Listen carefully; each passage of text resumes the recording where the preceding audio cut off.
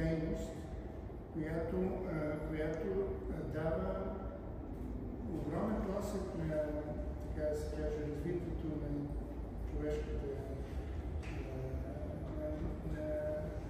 човечеството, заради факта, че природата от естествените материали, които се използват като масово камъка, дървото, нишката, изведнъж се създава първия изкуствен материал. Този материал е създаден чрез технология, т.е. не възвръщимо променен като структура и като състав. Това са в мен известни автори с типични керамични факти.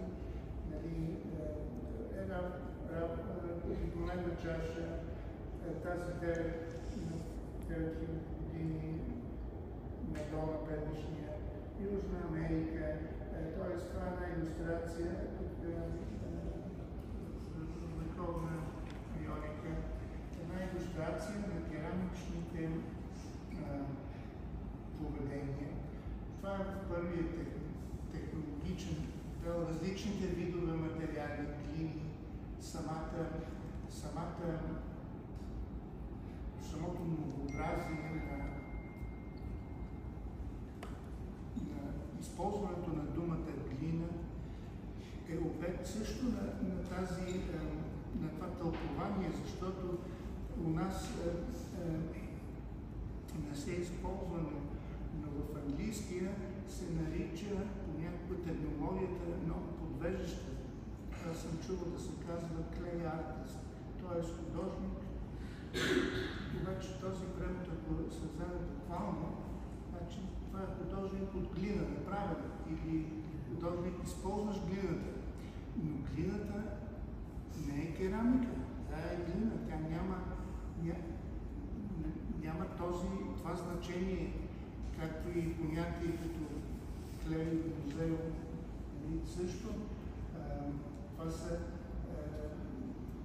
всяка музея е направен от глина. Или дори да се каже керамичен музей, също не е правилно според мен, защото той все едно е направен от кукли музея, а не че в него има произведение от керамика. Той трябва да се нарича музей, а пък вътре ще има експонати. Едните ще са от керамика, другите ще са от живопис или бронз или камък. Тоест, понятията винаги създават една основа нашето изкуство да бъде оприличавано с нещо друго, за да се утвърди и да стане така ценно. Защото когато се сравняваме с живопис или с скулптура, ние сякаш поставяме знак на равенство между керамиката и нещо друго, което вече е утвърдено като ценност. А всъщност аз смятам, че ние сами по себе си трябва да имаме същата стойност, както всички останали проявления и технологии. Понеже напредна времето, така ще забързам с тези примери да илюстрирам възможните гледни точки, но общо взето всяка една възможност да се възприеме керамиката по някакъв начин е така опционална. Тя не бива да се изключва, т.е. няма никакво противоречие. Дори заглавието на лекцията, която беше обявена художник керамик, беше точно влязла в контекста, на който аз исках да развия тези мисли, защото този процес на еманципиране, според мен, отдавна е завършил и не е необходим на нас, които ние използваме глината, заради факта, че само по себе си, работейки с това вещество, с това естество, тази технология, смятам, че керамичното изкуство е абсолютно достатъчно да влезе в такъв един концептуален, завършен и ще ви кажа защо това би трябвало да е така и да се случи. Защото подобно изкуство, също технологично, също създадено от човешкия стремеж към усъвършенстване, към създаване на откривателство и така нататък, фотографията. Днес някой съмнява ли се, че това е едно изкуство? Но когато то е било създадено, фотографията е измислица на инженери, физици и химици, те не са имали никаква идея за изкуство. Просто са създали една химическо-физическа формула и един резултат. И когато фотографията се появила, тя е имала и съвсем така задължително място. Единственото отношение към изкуството е, че се твърдяло, че живописът ще умре. Тогава в това момент, защото вече няма нужда да се изобразява със средствата на живописта, а самата снимка ще бъде край на живописта, но това не настъпи. А самата фотография днес вече се възприема като една завършена артистична област и тя носи в себе си цялото качество да бъде една медия и да бъде призната за такъв самостоятелен артистичен изказ, дава възможност. И така, тук се илюстрираме по-нататък цялата концепция на керамиката, която затваря в себе си тази форма на изкуство и е независимо от другите форми на изкуство. Това до някъде е противоречиво, но самата керамика е също един мултидисциплинарен на област, която и практика, която може да обхваща всички други художествени дисциплини. Но когато всички ние имена, които вие ги знаете, известни, част от много известни автори от тази този Фонтана. Аз бях библиотек един много години за мен от този музей, където още от Гоген цялата плеяда импресионисти и постимпресионисти, всеки е правил по някаква керамична рисунка или ваза или предмет, някакъв вътрешен такъв момент има едно движение към керамичния материал, естествено, Дюфи, всички го знаете, но това е просто една територия, в която може да развиеш много и различни, така се каже, емоционални и естетски теории и да натрупваш знания и практика в много посочни области. Ето сега тук има една секция за дизайн, керамиката е и дизайн, и практичност. Ето тук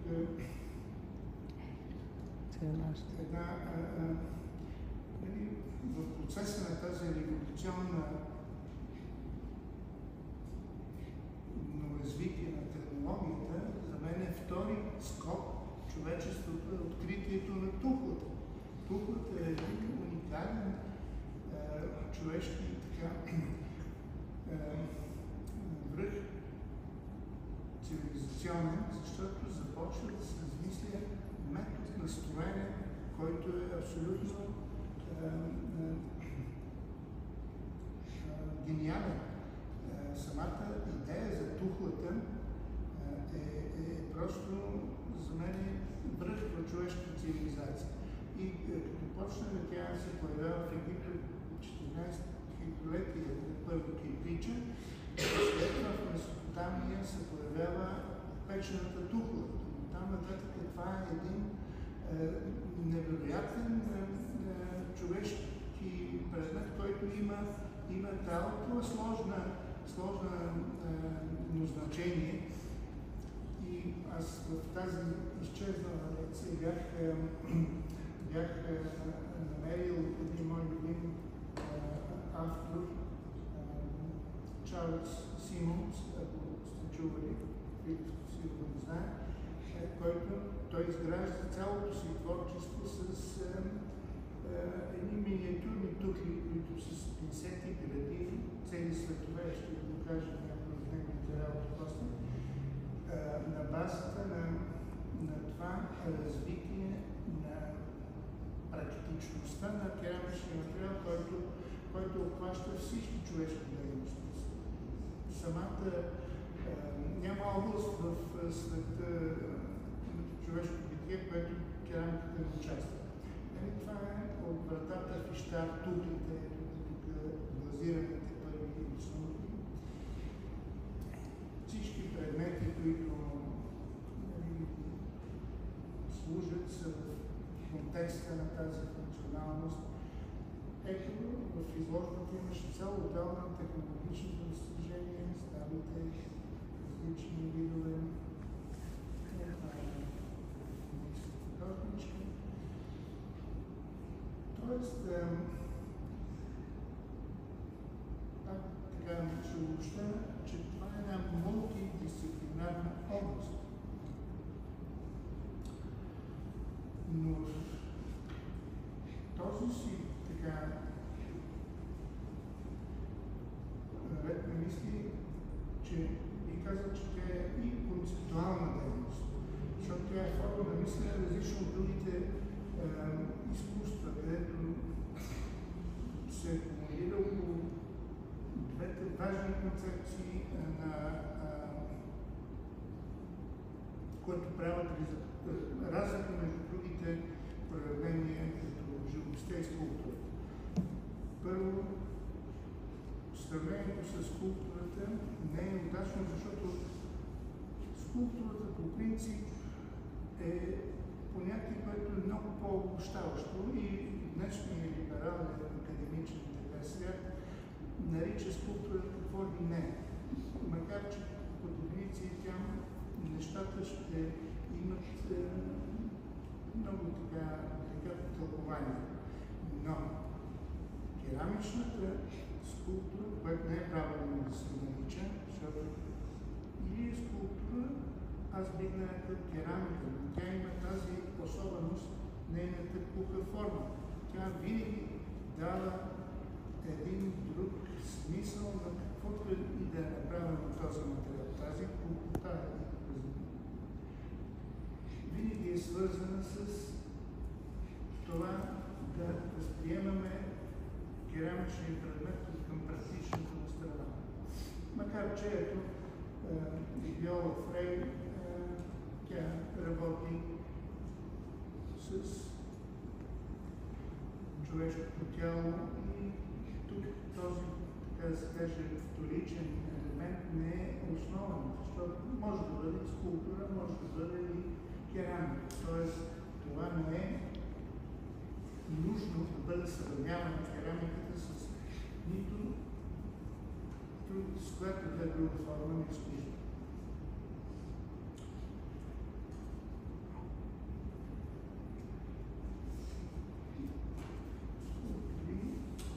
Още от това и форми, които са типични, и това е от отдела за приложението на керамиката.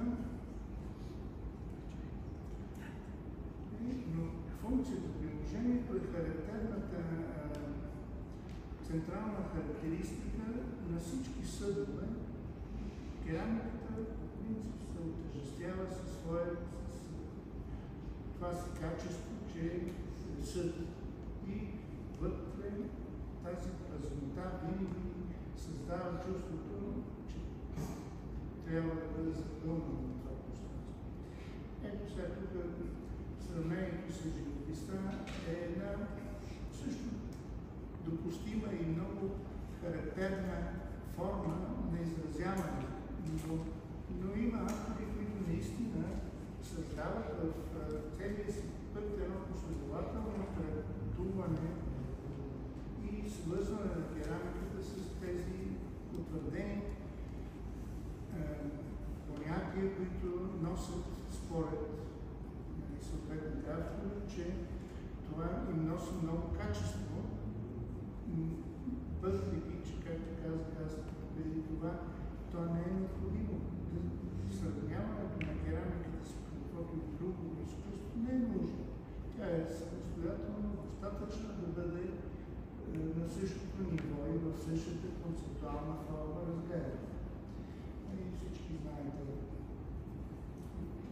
Мети Урбан, цялото творчество е базирано на керамична форма и идеята и за свята на керамика. За малко, че се БДЖ тези диапозитиви.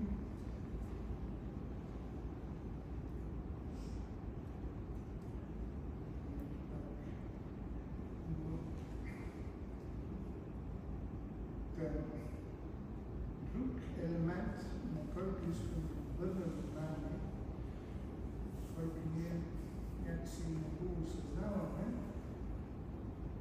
и това са братята валентинци,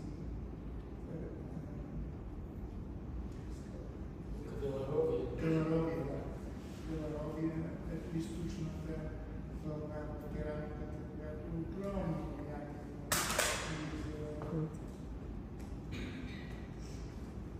но в контекста на тези диапозитиви, какво е керамиката? Което носи в себе си и много силно изразено. Това е чувството за време. Керамиката, ето този историзъм е натрупала в тая хилядолетна история. Освен, че по нея можем да измерим времето. Т.е. керамиката е едно застопорено време, защото и чрез въглеродния анализ се определя епохата чрез керамиката. Второто, чрез самата естетика се свързваме с някакъв предишен период на време. Тоест, исторически керамиката е едно спряло в себе си исторически време. Тоест, тя е свързана по някакъв начин с това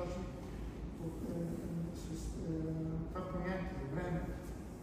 И в самото правене на керамика днес, времето е един фактор, който ние не го отчитаме, но това е много характерен. Една друга характеристика е, че керамиката е заместител. Тя може да бъде представена като всичко друго. Уникална възможност има чрез самото керамично правене. Този автор е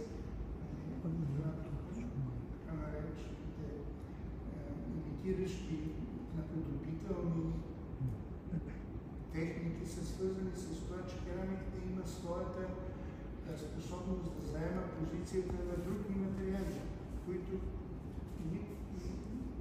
нямат никаква възможност едно дърво да изглежда по различен начин. Керамиката може да бъде и като пластмас, и като метал, и като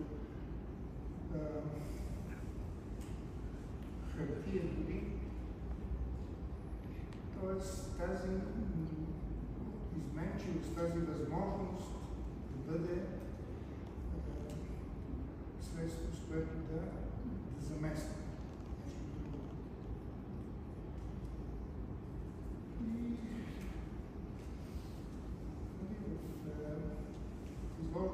включим, например, най-широк аспект творчески концепции. Тези три вида, три отдела на изложбата са технология, функция или по-скоро пригодност, употреба, т.е. употреба. Керамиката може да се употребява от живота, нашия ежедневния. И третото е, че в тази изложба третия раздел е керамиката, която въздейства. Тя излъчва, тя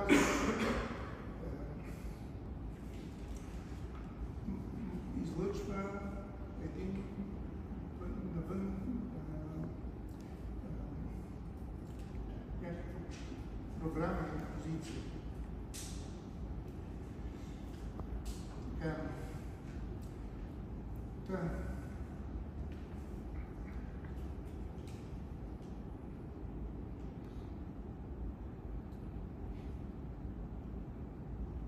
Малко още от историческия период и връзката с това да бъде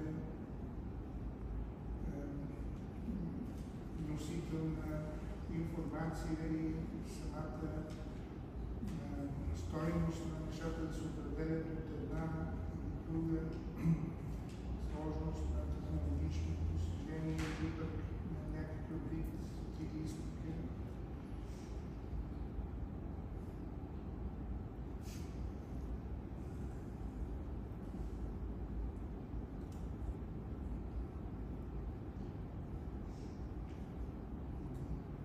Темите за различните направления в каналът.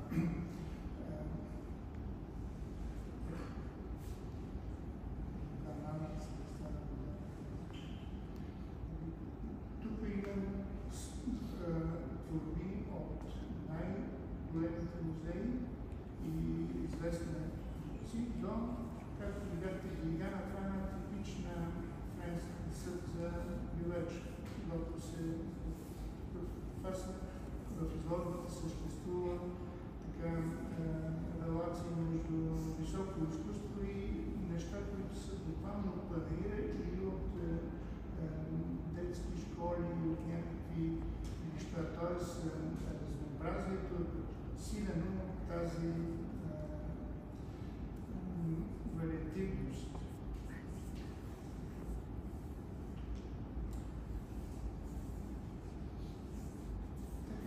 И нека да стигнем до там, нали, какво в крайна сметка да се наречем керамици, според мен е най-правилното тълкуване на това, което правим, защото спора и сравнението не носи нито на едната и нито на другата страна някакви допълнителни качества. Тоест, ако аз бъда наречен скулптор или няма това да помогне нито на скулптурата, нито на керамиката, а именно това разбиране, че тя няма, т.е. няма никакъв стремеж за сравнение или съпоставяне, само ще изясни възможността този материал да бъде поставен и да бъде разбиран само като един друг медиен, една медийна възможност. И пак ще се върна, например, с фотографията. Днес фотографията наистина е еманципирана от всички технологични зависимости от тази си история, макар че тя е само на 200 години, няма и 200. Но това ни дава така повод ние да мислим дали бъдещото изкуство, което ще бъде създавано с технологии, защото новите технологии вече са навсякъде, те съществуват. приложение в другата част на общото целия бит, но навлизането им в изкуството, може би, това ще бъде следващата крачка на цялото изкуство. То ще бъде повлияно, както тези технологии са повлияли върху керамиката и други технологични изкуства, така и върху това, което в бъдеще ще наричаме изкуство. И така, ако тук си послужим с мислите на Пол Мартин, който казва, че самата предрешеност, този стремеж да се представяме за нещо, което ние сме, е комично. Нашата собствена, така да се каже, достатъчност е нещо, което ни прави различни от всички останали и в същото време ни нарежда в една среда, в която ние вече, да кажем, в нашата родна арт-сцена е малко по-закъснял този процес, но вече се вижда, че той е настъпил.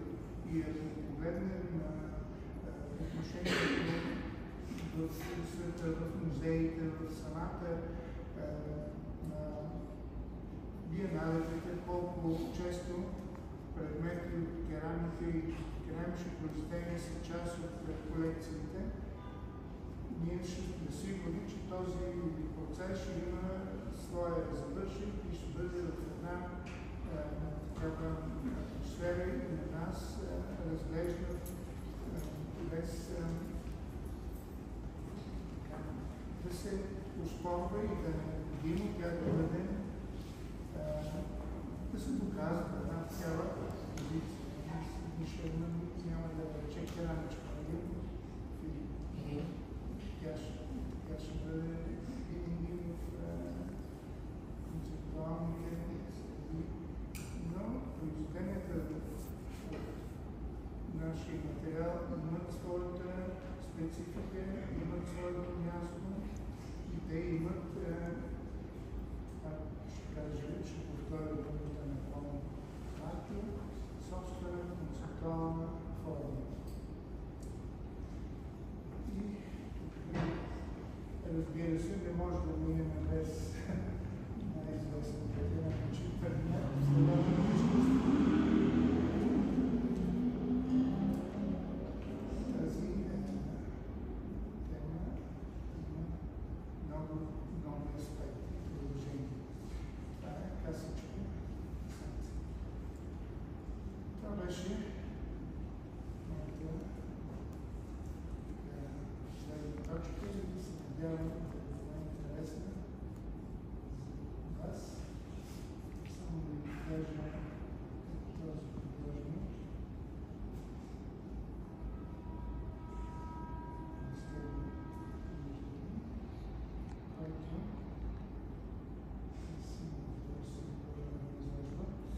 Той изгражда с миниатюрни тухли цели градове в тялото си и после се върне и се остава за и ги ситуира в различни места по целия свят.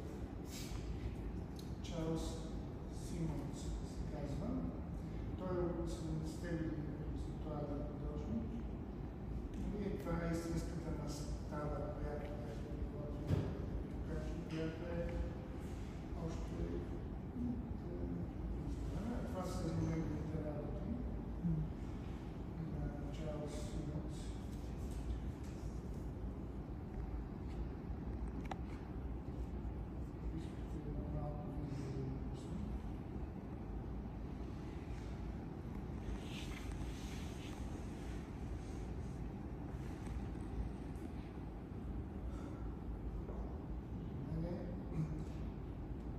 Той извлича от символа, който за мен има огромно значение. Тухлата е един огромен потенциал.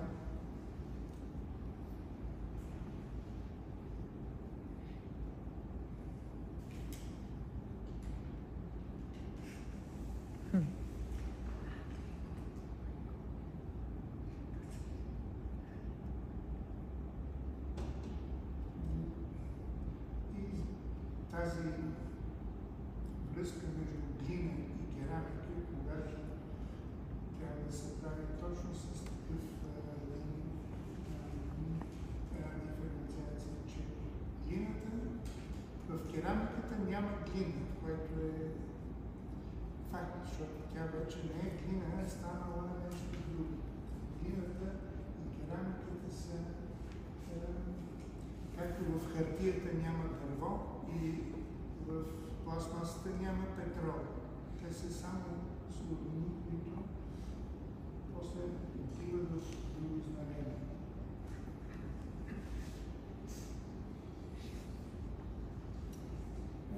Ако искате това, понеже 10 минути да ви покажа нещо друго или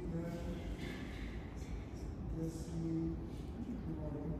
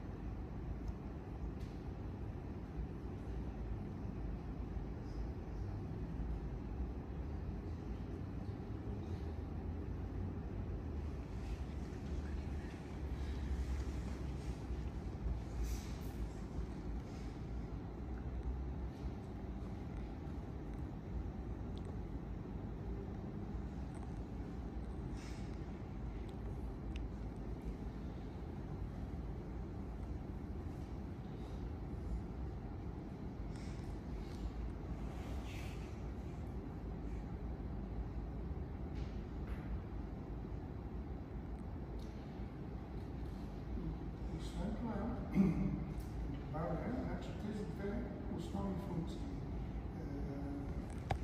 основни характеристики, че керамиката е съд и съдържа, т.е.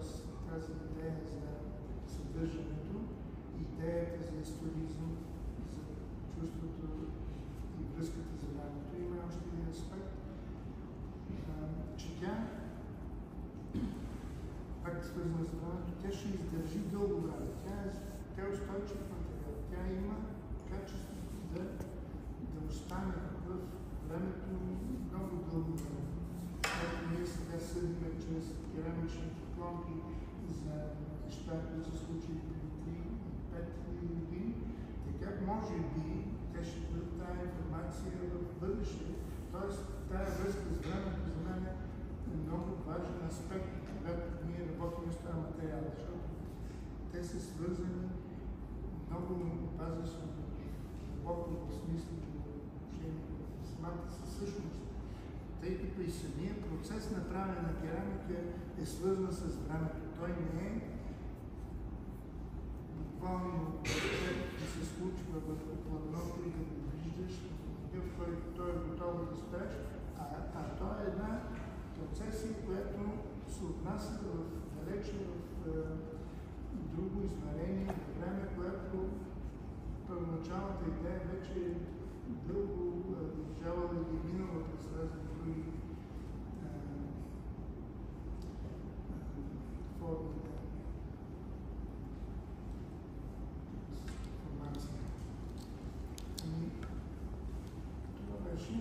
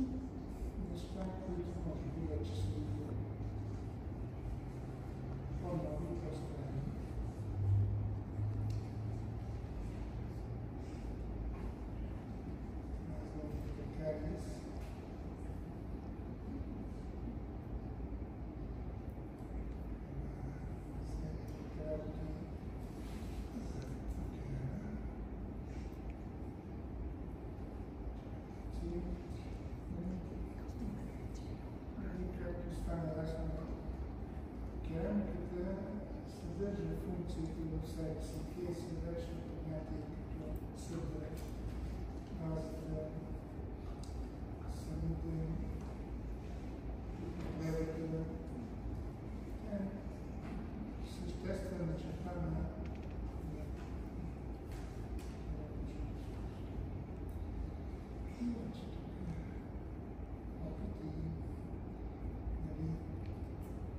тази идентификация чрез другите форми. И с мен се види винаги в целия период на творчество да се сравниш с нещо установено, каквото скулптурата или живописта, но в крайна сметка това сравнение не допринася нито на едното, нито на другото. За мен самата керамична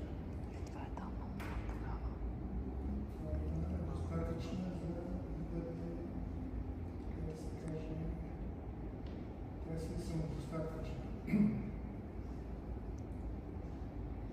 това са така пространни неща, но това е периода на търсене на точно такова самопределение.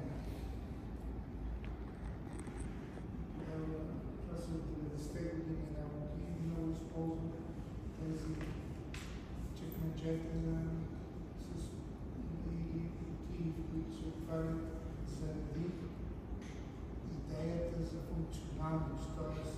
керамиката винаги трябва да има този приложен елемент, да служи за нещо. Да го носи естествено това си качество. Там да се предпази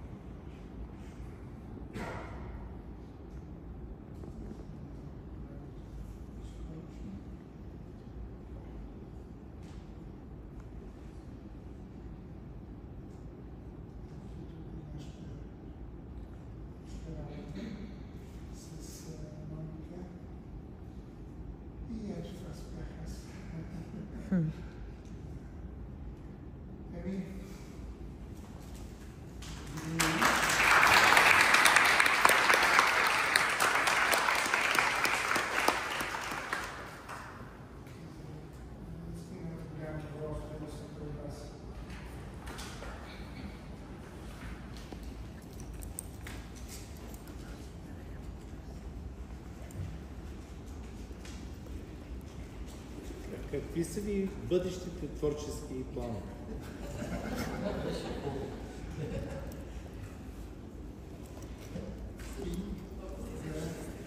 Аз съм в постоянно изоставащ от една плана си и искам да довърша всичко, което съм започнал. Това ми е минимум. Защото непрекъснато натрупвайки такъв много неща да правя и основата на пирамидата стана много широка. А за да стигнеш до върха, вече не знам дали ще има достатъчно сили, но мога да завърша това, което съм започнал, ще бъде голям успех. Това, което сте започнал за нова изложба? И за нова изложба. Кога ще? Още не се знае, но година може. Трябва да се случи. Аз искам да попитам нещо. Понеже си го мислех. Така, защото рядко сядам, понеже Моника, по принцип, тя постоянно ни показва страшно много материали, но аз съм завършил студент, реално, керамика. И така, това в момента ми даде една мисъл, която забелязвам едно нещо, което всички могат да кажат дали е така според тях, но прави ми впечатление как съвременната керамика като поведение в момента, имам чувство, че по някакъв начин започва, понеже при нас липсва това академично поведение и живописта, и това професионалното, което е анатомията, цялото това нещо до някаква степен при нас като реколта липсва. И това по някакъв начин ми прави много сериозна препратка на точно тази керамика, която сякаш е била преди тия хиляди години, когато тогава не се е изучавала по този начин, нали, тук кокълче, там сухожилие. И ми прави впечатление, че по този начин хем се доближава до това, което е било по-близко до хилядолетията, преди, като емоция и като чувства. Ние сякаш усъвременяваме в момента, примерно, нали, мотор, кола, съвременни разни предмети, можем да ги направим по начин, по който да се доближават повече до 1000 години назад, доколкото примерно до преди едни 40-50 години дори в керамиката. Струва ми се, че в момента съвременното изкуство е по-близко до много по-отдавна, отколкото до преди 40-50 години по някакъв начин. Дали има нещо такова или аз съм бъркал? Доколкото това разбирам, самото темпо на промяна във всички технологични области сега е несъизмерно по-бързо, отколкото когато да било друго. В нашия живот ние сме ние видяхме технологичния момент в комуникациите. Не може да се представите как ние живеехме в аналоговото време, с улични телефони, с стотинки, за да се свържеш с някой. Тоест тези технологични промени са на много високо оборот. Но аз не можа да разбера каква е тази връзка с съвременното изкуство и по-древните технологии. Защото те са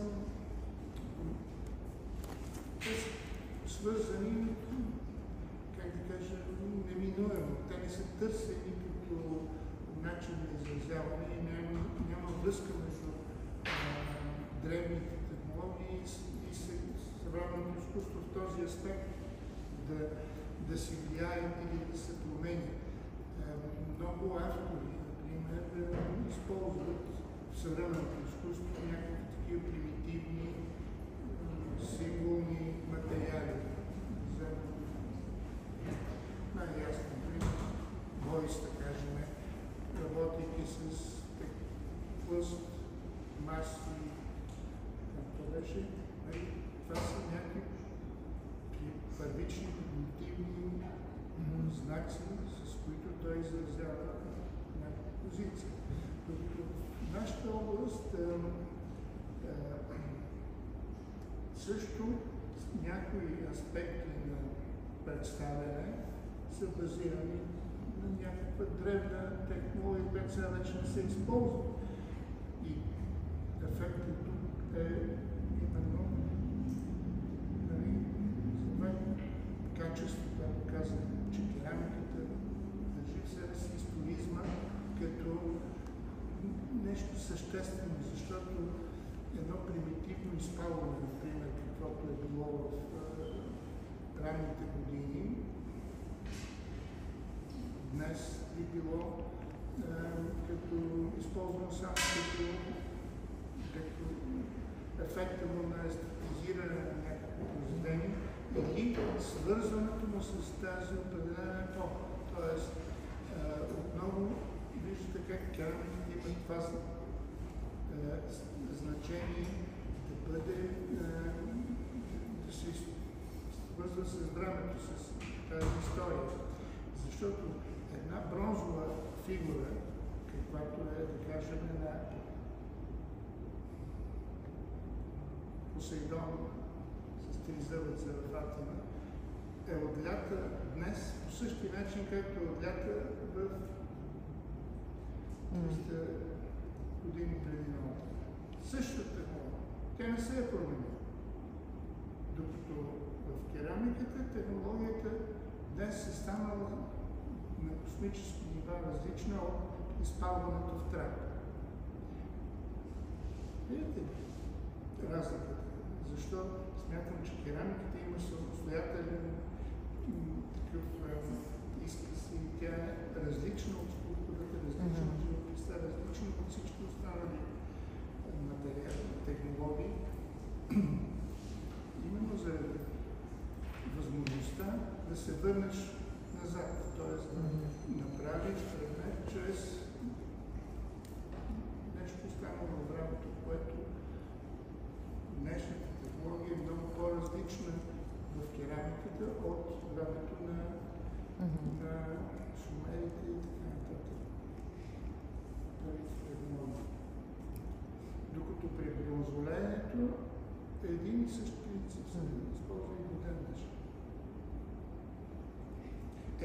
Имаме сега лазери, имаме компютри, можем много да развием, как да кажа, да обогатим техниките в метала, обаче принципът не се е променил. Докато в керамиката принципа се развива, тук много малко казах от технологичната керамика, но техническата керамика днес е на молекулярно ниво. Има, пак отново да се върна на тия термини, които ние използваме, глина, керамика. Има керамика, в която няма глина. Тоест, глината е пластичен материал.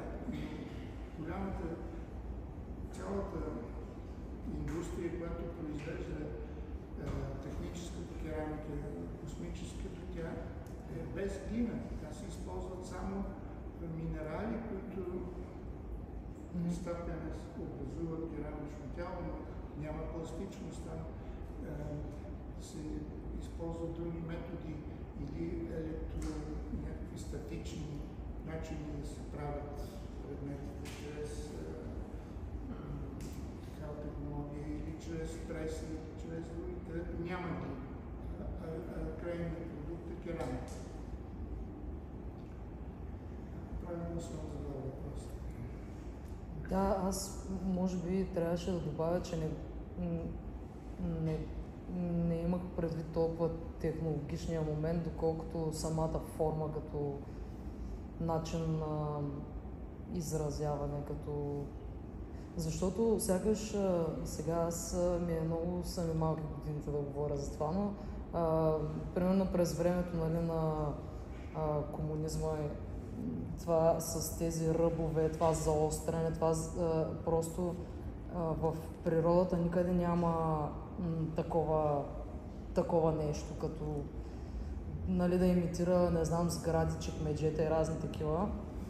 По-скоро това ми се струва като някаква част от периода на керамиката, която е откъсване от точно това естественото, което е било точно преди много отдавна. Това е по-заобленото, да си лечат пръстите по него. И сега ми се струва, че много се връща това изцяло, нали, то не сега точно в момента, тази година, но може би от 20-на години сякаш се връща тая първичност точно в образа, да е по-скоро да ти предаде емоцията на окото. И точно това е Моника, където не учи на него, точно като зажумиш, като ти се размаже леко, да не можеш да му виждаш контурите и така, да стои като да пулсира, като усещане някакси самата керамика. Тук, може би, тези неща са много субективни. Да. Характер на, как да кажа, въпрос на избор. Да. Понеже, както казахте, в керамиката и в природата, според мен има всичко. Не само заобленото или свършеното. Има всякакви случаи. Има и възможно и така, зависи от гледните точки. Но тази така поредица от предмети, видяхте колко много варианти има. И всичките нямат нищо антагонистично. Те са възможни и нямат, не може да се направи сравнение между едното и друго, защото няма смисъл. Да, няма. Тази поредица от работи, аз ако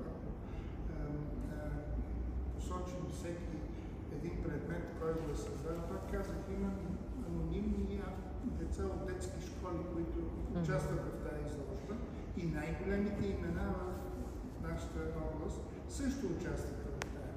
Грейсън Пери, всякакви работи има, но те не могат да кажат, това е тенденцията, която ще следваме или това ще го правим по този начин. Всеки един от тези начини дава една или друга възможност. И самия избор вече се базира на вкус, естетика, цел, какво искаме да направим, как да го адресираме, къде да го представим, в коя среда то ще продължи да съществува.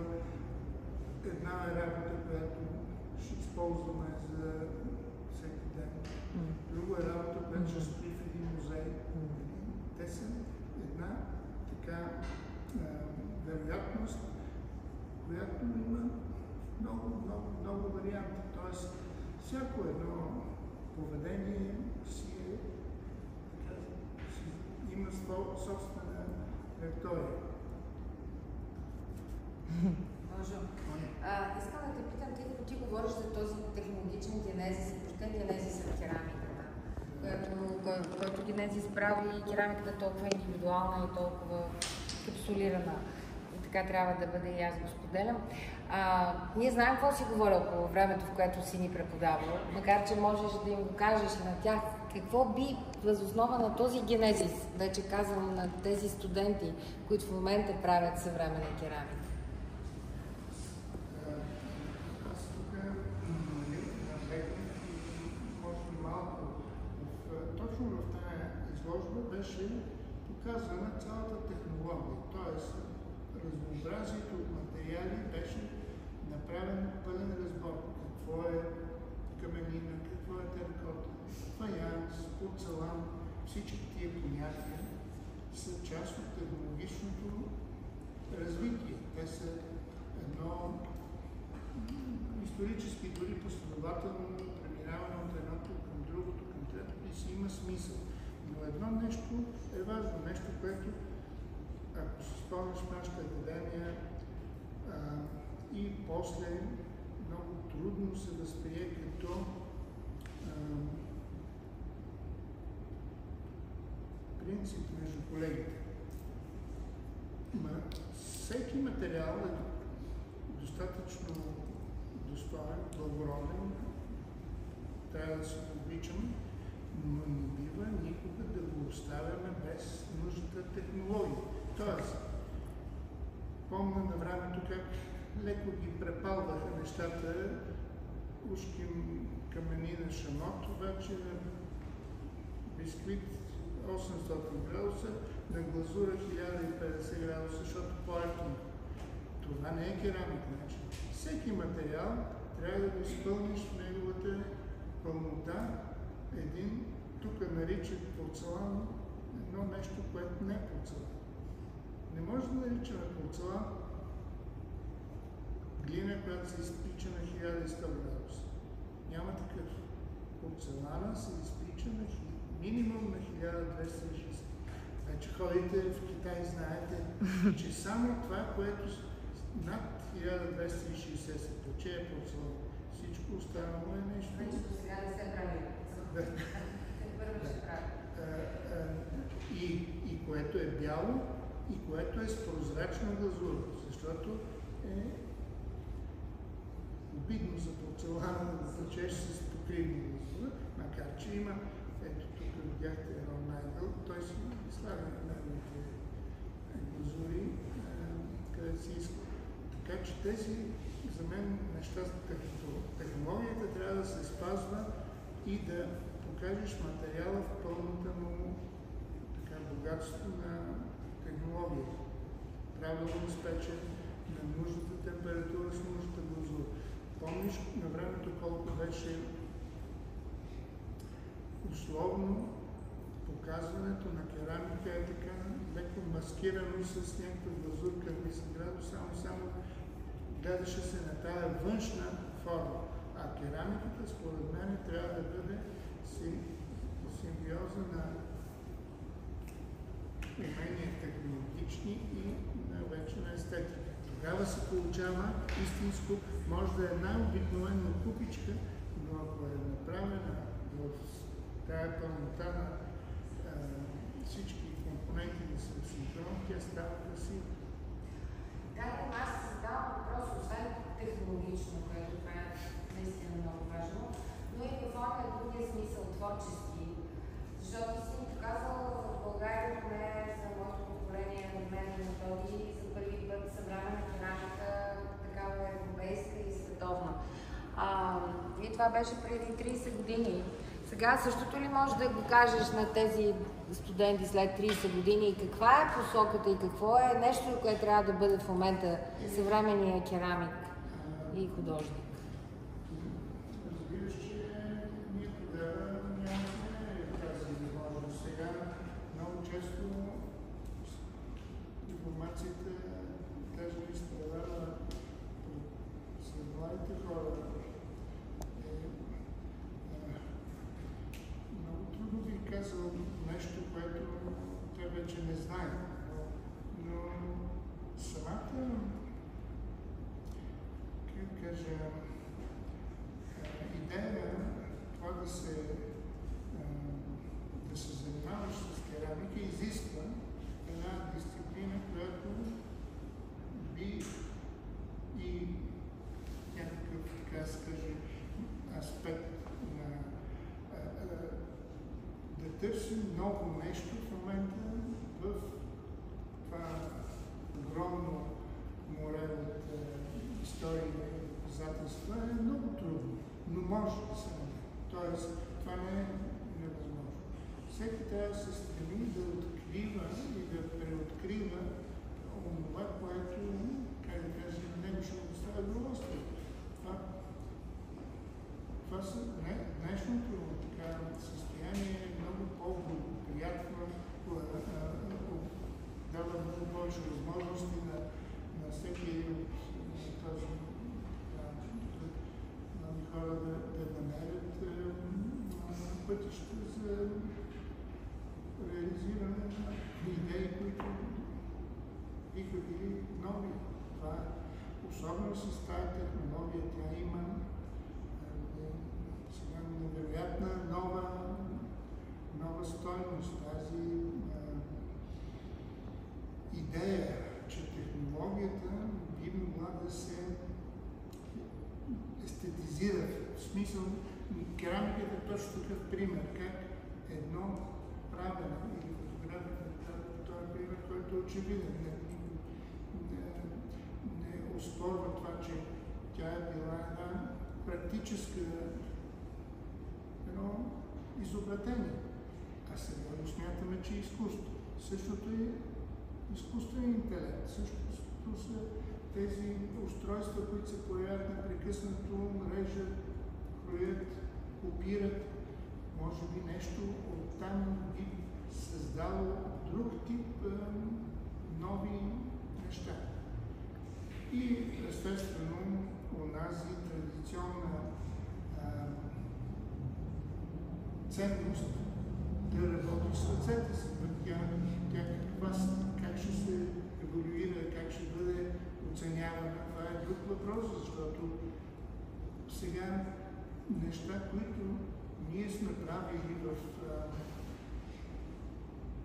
стремежи си да достигнеш индустриалните възможности. Аз говоря чисто за технологичния аспект на работа в недоимък и дефицит, когато трябва да вземеш решение, което да наподобиш, да кажем, един материал и да го представиш.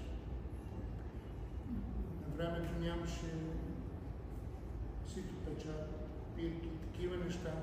Трудно ние можехме да приложим в нашата работа. Имаше двама-трима души, които работеха в индустриални заводи, там имаха възможност за обикновен автор, така да имаш собствена печатница и възможност да отпечаташ. Сега с принтери, с компютри, всичко може да се принтира. Тук това нещо дава огромни, как да кажа, възможности и спестява толкова много време. Аз съм правил копирки на ръка. Рисувал съм върху хартията и една по една, защото нямаше всичко неща. Но двойно има и плюсове, има и минуси. Това е пък възможността всичко да имаш, някакси пак е ограничено. Аз само да искам да ти задам един въпрос, който студенти са ни задавали много често.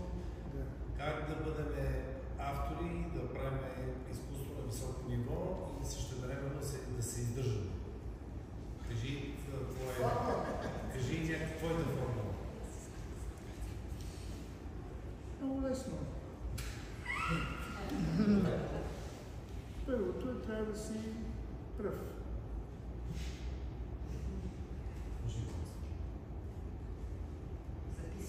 Значи, ако си първи, който е направил нещото, веднага ще спечелиш най-много, най-бързо. Второто трябва да си най-добър в нещото, което правиш. От всички страни. И третото е да си различен. Добре. Благодаря. Записваме. Ще си го татуирам.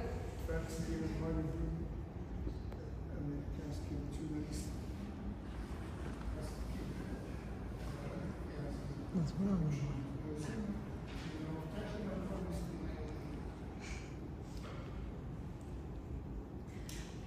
Каква мечтаеш да е керамиката в България? България, да, защото винаги е болна тема. Грънци.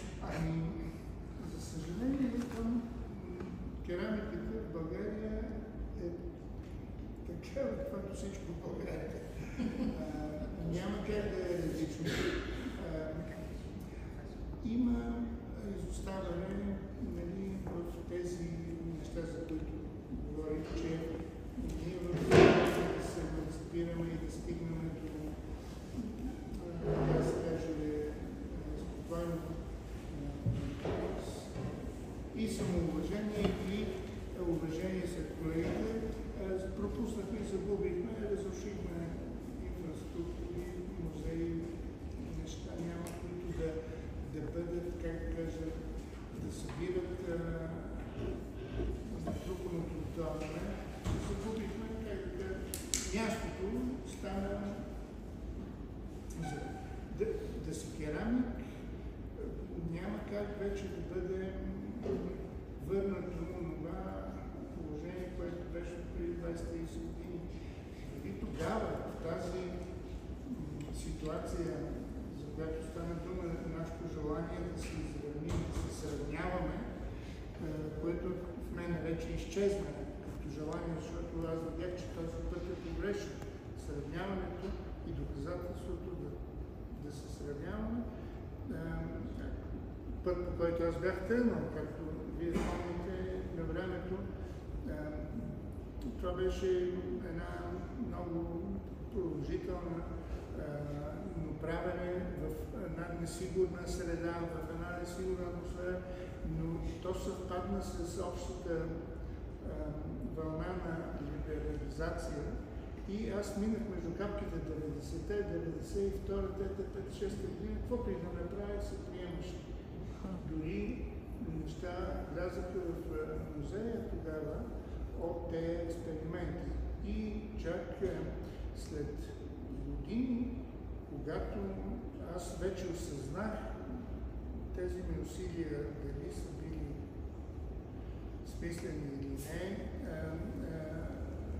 почвам да придобивам това не самочувствие, ами усещане, че може би нещо съм обърнал като тенденция. И това казва, нали, Грозданов и Ружа Маринска, но идеята тогава беше само да се сравниш и да се изявиш като равноправен. Аз съм имал изложби с Греги, с мои приятели, навсякъде съм участвал като художник, не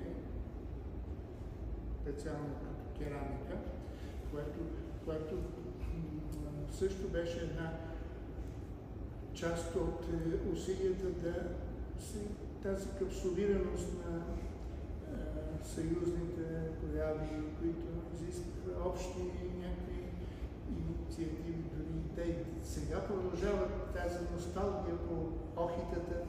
Не знам до кога ще продължи, не мога да разбера какво става такова удоволствие. 100 души различни, всякакви да бъдат заедно. Освен такъв тип изложби, които имат концептуален характер, аз смятам, че всеки един художник трябва да иска да се изявява самостоятелно, като артист.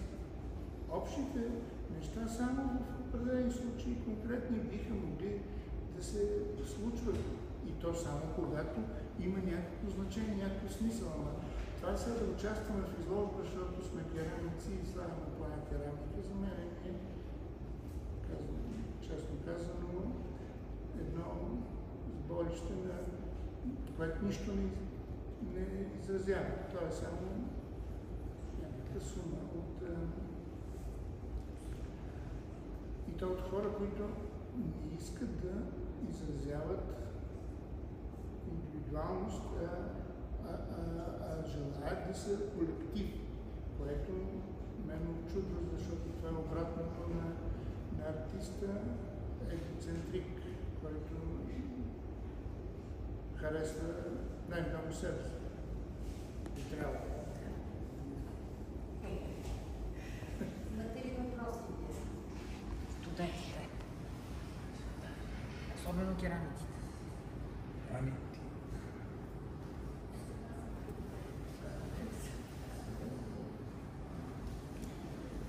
Чакай. Нямат.